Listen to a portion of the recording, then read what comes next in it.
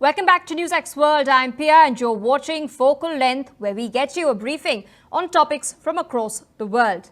As Britain confronts turmoil on multiple fronts, the monarchy faces renewed scrutiny amid Andrew Mountbatten-Windsor's involvement with the Epstein scandal, challenging its moral authority and public trust as well. At the same time, a sharp rise in violent knife attacks is testing the UK's internal security and the effectiveness of its current legal framework. Across Europe, debates over Ukraine's defense continue as the EU seeks to use frozen Russian assets, while the United States, under President Trump, is adopting a more restrained stance. Amid all of this, NATO's cautious posture under Operation Eastern Sentry is also reflecting a continent striving to balance deterrence, diplomacy, and the risks of escalation with Moscow.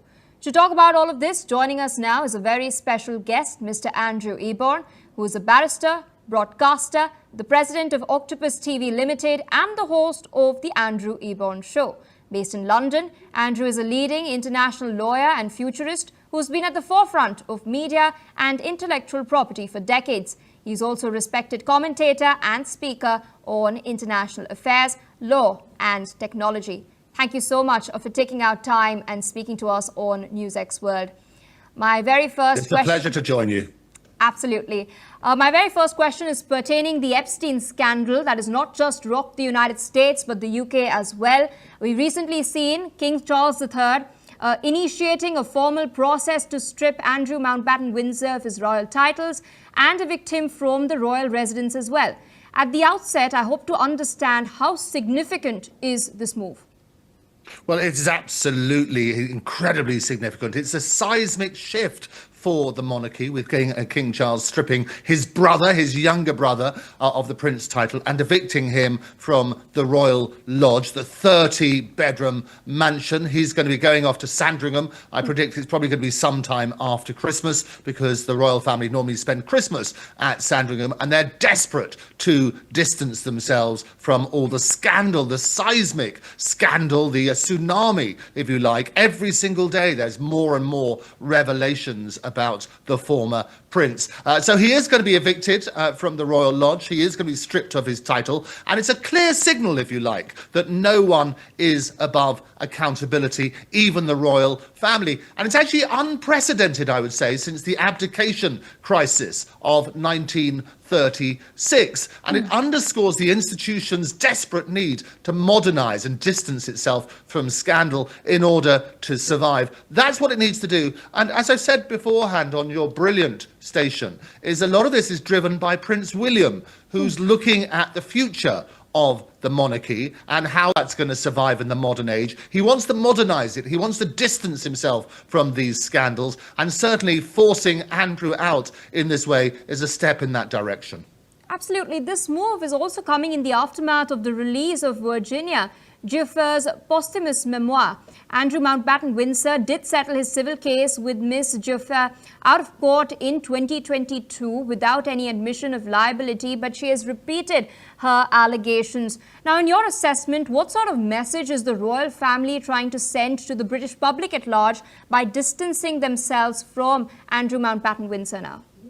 Well, it's very clear. It's a zero-tolerance policy on these abuse allegations. The Nobody's Girl publication, Virginia Giuffre's book, posthumously published very, very recently, has more and more scandals in its pages. It talked about having sex with Andrew 3 times, and Andrew obviously continues to deny any wrongdoing, but he did settle a legal claim with Virginia Giuffre for £12 million.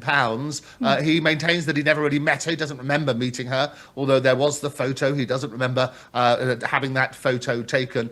And he did that appalling BBC interview where he had all sorts of sound bites where he claimed not to be able to sweat, and he turned around and said he couldn't have been at Tramp's nightclub because he was in Pizza Express in Woking. He remembers that very clearly, and spent the evening with his daughter because they wouldn't normally leave them away, and Fergie was away at that sort of side, and so basically he spent the night with her.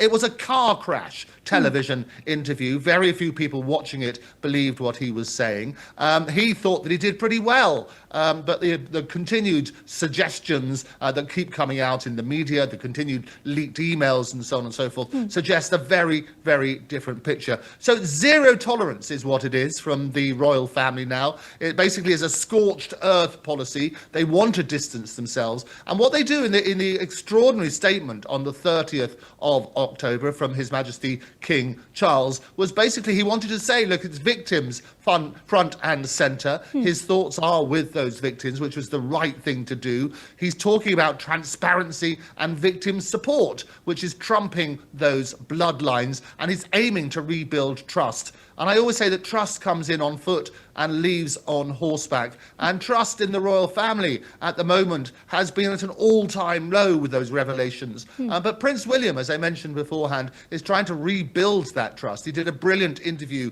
with Eugenie Levy, where he tried to show himself the human side, if you like. He turned up on a scooter in Windsor Castle. He showed Eugenie around and took him down the pub and spoke about the way that he's going to modernise the monarchy. And hopefully that will resonate with the British public so you can rebuild that trust. Because it's very important, and I've talked about this on my show, the Andrew Eborn Show, available on more platforms than Paddington. And we talked about this because the economic effect of the royal family, what it contributes to the UK economy, it has been estimated about £2.5 billion. That's £2.5 billion to the economy through tourism and various other things. So we need to make sure, even on a financial basis, that we do that. But certainly these steps are being taken, and they are looking quite positive from that basis to restore that all-important trust.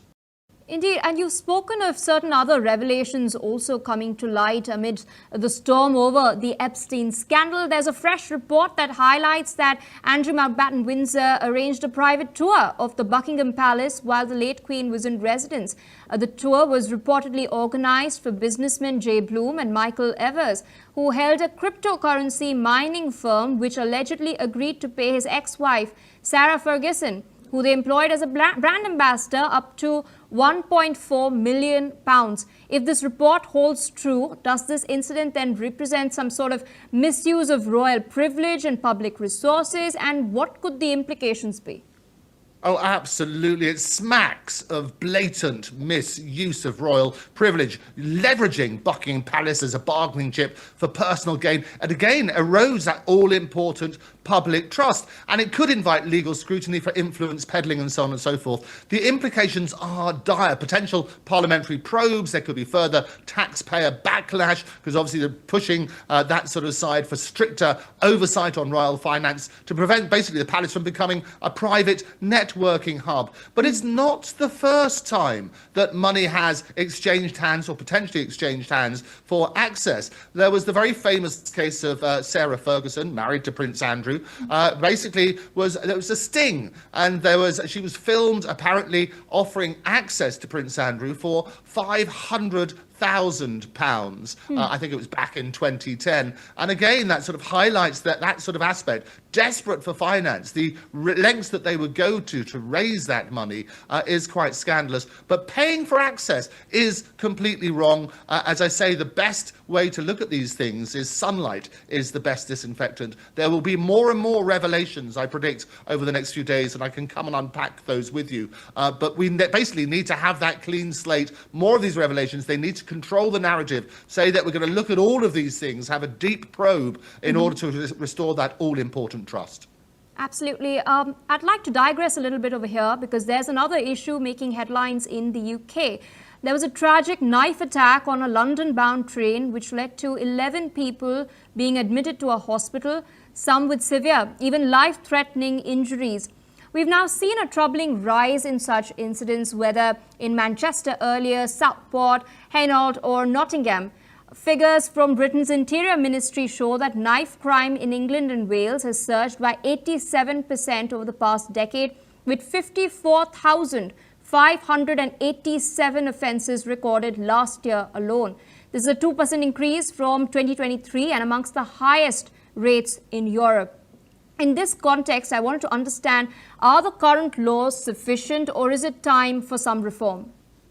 Well, I think it's absolutely scandalous. First of all, I must praise the train driver, or not the train driver, both the train driver who took steps, but also the member of the crew who apparently saved far more people as a result of their bravery. The facts are coming out. It was an appalling attack. Members of the public were horrified. There were 11 people who were injured. One man has been arrested. Originally, there were 2 people arrested, and as the press rushed to sort of report what happened, one of the people has been released without charge. The other is still under investigation. So the facts will come out. And it's interesting, the narrative in the media, because we've had a lot of these situations which in the past, such as in Southport, have sparked riots when misinformation or disinformation gets spread. So they try to talk about the nationality of the person, they talk about the colour of the person, and so on and so forth, to try and put that into context. But also, we mustn't rush to ascertain exactly what happened. We need to make sure that everybody understands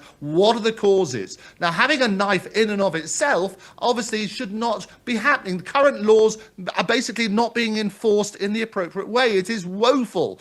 They failed to stem the tide of knife violence. So yes, it's high time for bold reforms. We might need to look at things like mandatory minimum sentences, enhanced stop and search powers, and investment also in youth prevention programs. There needs to be this systemic change. And as I say, we need to look at the root cause. Having a car on the road doesn't make you a murderer. If you use that car for mowing people down, that's what we need to look at. So have a look at those facts, because the statistics are awful. But basically, the action calls for action beyond rhetoric. You look at some of the statistics. I was looking at them myself. Knife-enabled offences in England and Wales, it reached 54,587 in the year ending March 2025. That was up 2% from 2023 and 87% over the decade. And that's per the ONS data. And this is despite a 5% dip to June 2025. The rates remain shamefully among Europe's highest. And what we need to look at is the causes of that. As I say, it's not the knives,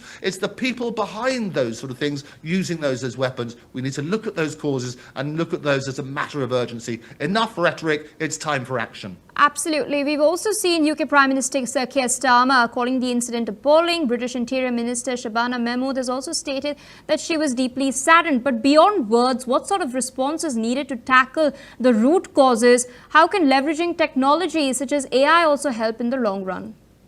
Well, beyond platitudes, we do need concrete action. Ramped up community policing, knife amnesty programs, education campaigns targeting at-risk youths are really, really important. As you know, I speak around the world about AI, artificial intelligence, and how that can be used to basically enhance all sorts of services, not just introducing efficiencies. And I'm determined to put the AI into Britain, having a look at that sort of side. So it can be used for things like predictive policing, can be used for facial recognition at hotspots and social media monitoring to preempt, if you like, gang violence. The pushback from it is all about people's privacy, and you need to get the balance on that sort of right. But certainly the technology is there, so you can turn data into deterrence for a safer future, and that's what we need to look at. But certainly it's a massive problem, and we need to get beyond the rhetoric and start taking action. I'd like to shift the focus now to the larger security environment in Europe.